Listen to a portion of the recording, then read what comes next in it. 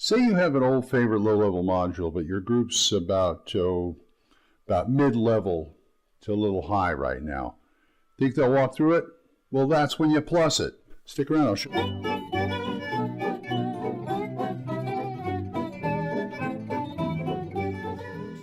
Grognard back, and I'm going to talk about using modules in campaigns. More like adapting modules to campaigns. I have my own campaign world, ERF, and my Castles and Crusades Monday group is running in Bluffside right now. But I like using my own material, but I also like using some classic modules because, hey, they're fun. I've had fun with them. Maybe they will too. My group has gone through the Keep in the Borderlands and a few original things of mine, and now they are headed to the Isle of Dread.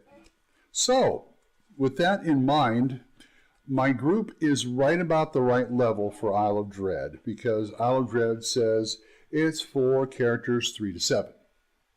And unfortunately, it also says needs 5 to 10 characters, levels 3 to 7. So, but they do have hirelings and things like that. That's one way to offset it.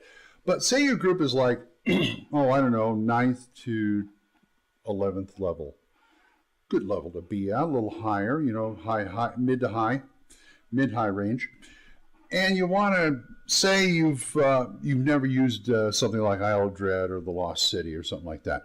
And you want to use it for your characters. Or they have been to places like the Isle of Dread and other places that are kind of sandboxy, and they want to go back. Well, you know, things don't stay static if the players aren't around. Things change, so you have that in your favor. But if you look through the module and you think, oh man, this is going to be a cakewalk for them, well, plus it is what I call it. It's an old term from Walt Disney used to use it when he was making his feature films. He'd go to his animators, oh, that's great, can you plus it? Just in other words, make it better, make it yours, make it different. Give your players more of a challenge for their higher levels, which is okay. Here's some of the suggestions I have for them. You could always add more monsters. And what I mean about more monsters, I mean don't, pack the thing head to foot with monsters.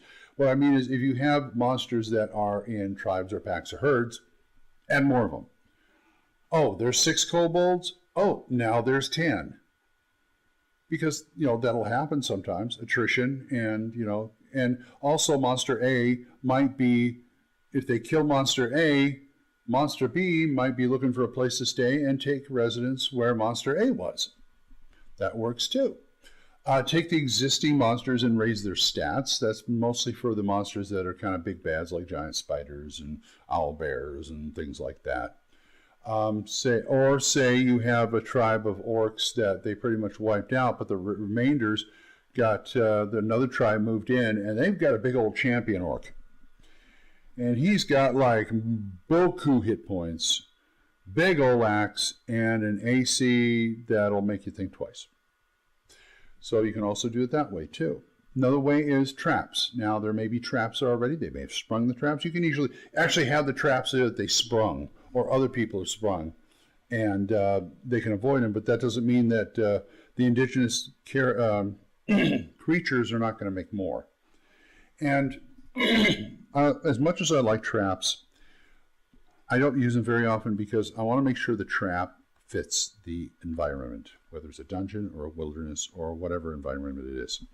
Because, you're not going to... Hill giants are not going to make, elaborate traps, but they will do like rock falls and pits and things like that. You can also use variant monsters. Say they went up against an owlbear last time and killed it. Well, next time they get there, it's a dire owlbear moved in. Well, guys, go ahead. Also, look at your encounter charts. You should every once in a while look at your random monster encounter charts anyway, just to freshen them up a bit. Swap a few things out. Just because they're in the module, for random encounters doesn't mean you can't change it around. And that goes for anything in there. Remember, you can always change it around. Just to keep people, especially if the players have read the module. And one of my favorites things, last but not least, is swap out monsters. I like to go through and look at an encounter or a module's encounters and see what kind of critters are in there and think, okay, this is pretty normal for this level, but my characters are not this level anymore. What can I do to make it a little spicier? So I will pull out my monster books, which I have a lot of. You know, here's a few that are good, especially the middle one, Tome of Horrors Complete. I've used that many, many, many a time. And find monsters that are close to what the monster is in there already. We may have a little twist. For instance, a few sessions ago, the characters cleaned out a dungeon, and it had a torture chamber, which also had a Iron Maiden in it. So I swapped it out for the Tome of Horrors Iron Maiden Golem. All of a sudden, this encounter got a lot more deadly and a lot more interesting. In fact, they almost lost a character because of that. And I figured, okay, I'm doing something right. Not that I want to kill the characters all the time. I'm not out to kill the characters, but you got to judge the danger level of the encounter. And when I say judge, you don't get fanatical about it. You just go, okay. At that point, I went, okay, that works. Keep that in mind. Swapping out monsters is real easy. I've got these, the characters hate Sturgis. All my characters, all my parties, they hate Sturgis because they ran into him.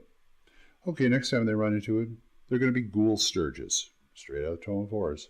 Not only are they Sturgis and they suck blood, but they have the Ghoul's paralyzing touch when they hit. Another one are Tokis. Another party going through a tomb of this one family. This one character, this one person in the family was an archaeologist, and he liked everything Egypt. So, his whole tomb was hieroglyphs and stuff. Well, Tokis are mummies, but they're 2 feet tall. But they have full mummy powers. So I can get like 4 of them to gang up on them. Do not underestimate the power of swarms. I'm not talking not just bees or rats or ants or whatever. I'm talking about, there's a lot of more intelligent monsters that'll gang up on people. And Toki's almost took one down because they do have the mummy rot. They do have all the other things that make the mummies bad. And son of a gun, they almost took him out. But anyway, also I have a character called a Bone Cobbler, which you're not going to find in any module, and you'll find it in Tome of Horrors Complete. That's basically a ghoul who's an artiste. They like to curate things from bones. And they create these little bone automatons, statues and things. And they're always looking for people to kill so they can take their bones and make more stuff. I throw those in a dungeon every once in a while because they're always interesting. And, they're in my area now. So, because not only will they fight, they'll fight as a last resort, but first they'll do, because they can animate these things. And you can run them as regular skeleton stats, or you can take them and say, okay, this one was made out of a giant skeleton with a hook horror's hands, like 6 limbs with a hook horror's hands, or one that uses a weapon or something little different than so they're not quite, they're fighting skeletons, but not quite. And if he has to, he will wade in too. So Bone Cobblers are kind of neat. That's why I'm saying swap out monsters. It's really easy to do. Another one is another thing I did that I like to do is I went through and wrote down all the monsters and all the encounters in Isle of Dread. And there's a lot, believe me. Cannibals, sea snakes, rock baboons, crocodiles, water termites, pirates, hippogriff, racostas, lizardmen, gargoyles, arianas, intelligent spiders, dinosaurs, a green dragon, troglodytes, sea hydra, treants, priests, giant rats, and the kopru. And I put a little dot next to the ones that have special abilities that would really mess up the players, like the Arianas. Since they have 2 front claws like this, they can use spells. they're smart enough to use spells. The green dragon, of course, is the breath weapon. And Koprus, they are kind of like semi-insect creatures that can charm. So I take that into consideration too. And like I said, Isle of Dread's packed with monsters. But, you know, if they're going to be ho-hum monsters, if you think they're ho-hum monsters, worst of all, the players think they're ho-hum monsters, swap them out. Buff them. Do things like that. Plus your module to make it fit into your world. So that's my suggestion about plussing modules. And I hope everybody uses it and uses those suggestions in good health. And if you want to tell me about it, I'm at oldmangrognard@gmail.com. That's it for now. So until next time, bye-bye.